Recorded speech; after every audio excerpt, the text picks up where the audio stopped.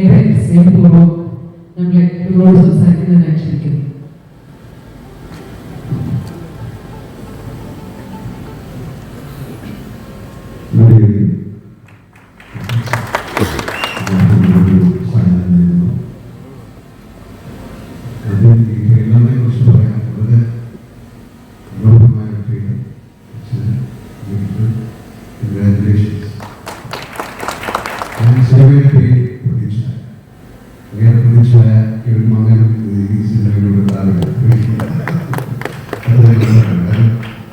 ഈ സിനിമയെ കുറിച്ച് പല സംസാരിച്ചിട്ടുണ്ട്.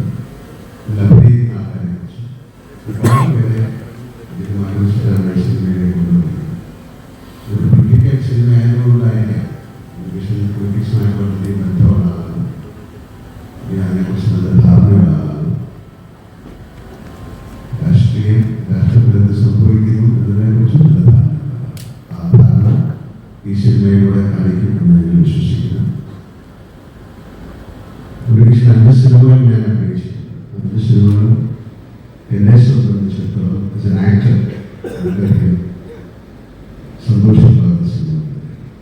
പിന്നെ ആ സിനിമയെക്കുറിച്ച് നല്ല ധാരണയുള്ള ആളാണ്. പക്ഷെ നന്നായിട്ട് സിനിമ എഴുതുന്നതാണ്.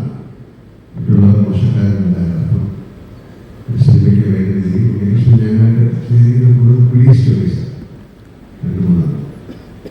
ഒരുപാട് പോലീസ് ഓഫീസേഴ്സ് നമ്മളോട് സംസാരിക്കുമ്പോൾ വളരെ എടുത്തു പറഞ്ഞിട്ടുള്ള ഒരുപാട് സന്ദർഭങ്ങൾ അത്തരം സിനിമകളുണ്ടായിട്ടുണ്ട്. അത് അവർക്ക് മാത്രം മനസ്സിലാകുന്നതാണോ എനിക്കറിയില്ല. പക്ഷെ ഒരു ഇമോഷൻസ് അവർക്കൊരു പ്രത്യേക മാനസികാവസ്ഥയുള്ളതാണ്. ഞാനിപ്പോൾ പോലീസ് ഓഫീസറായിട്ടാണ് സിനിമ ചെയ്തുകൊണ്ടിരിക്കുന്നത്. വളരെ വ്യത്യസ്തമായ മാനസിക വികാരങ്ങളുള്ള ആൾക്കാരാണ് പോലീസ് ഓഫീസേഴ്സ്. അവരുടെ അത്രയും ഡീപ്പായിട്ടുള്ള സെൻസിറ്റീവായിട്ടുള്ള ഇമോഷൻസിനെ ചെയ്യാൻ പറ്റുന്ന ഒരുപാട് ബോധങ്ങൾ സൃഷ്ടിച്ചാണ് സിനിമകളിൽ ഞാൻ അഭിനയിച്ചത്. എന്നെ പറയുന്നത്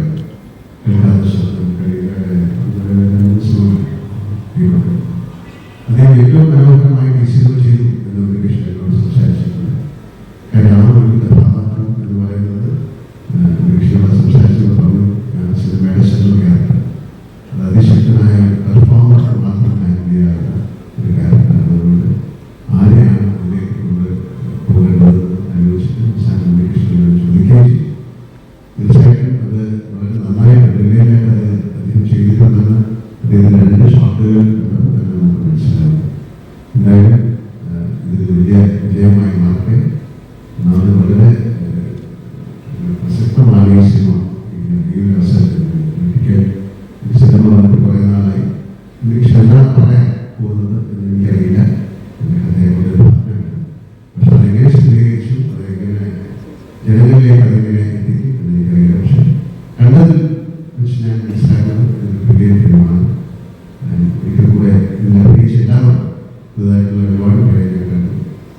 അവരെല്ലാം ഓഡിഷൻ നടത്തിയിട്ടുള്ളതാണ് ഇമ്പോർട്ടൻറ്റ് റോളുകളായിരിക്കാം. അല്ലെങ്കിൽ കുറേ എന്താ പറയുക ഉണ്ണികൃഷ്ണൻ ഏറ്റവും വളരെ ഹൃദയത്തോട് ചേർത്ത് വയ്ക്കുന്ന ഒരു സിനിമ ആയതുകൊണ്ടാണ് വളരെ ശ്രദ്ധിച്ചാണ് ഒരു കാസ്റ്റിംഗ് നടത്തിയതെന്ന് ഞാൻ മനസ്സിലാക്കുന്നു.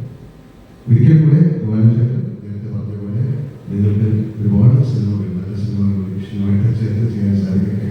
അതിൻ്റെ ഭാഗമാണ് എനിക്ക് സാധിക്കുന്നത്. എന്തായാലും ഒരിക്കൽ കൂടെ എല്ലാവർക്കും ഒരു നല്ല സഹായം നേർന്നുകൊണ്ട് ഈ സിനിമയ്ക്ക് എല്ലാവിധ വിജയങ്ങളും ആശംസിച്ചുകൊണ്ട് നിർത്തുന്നു. പ്രതീക്ഷായ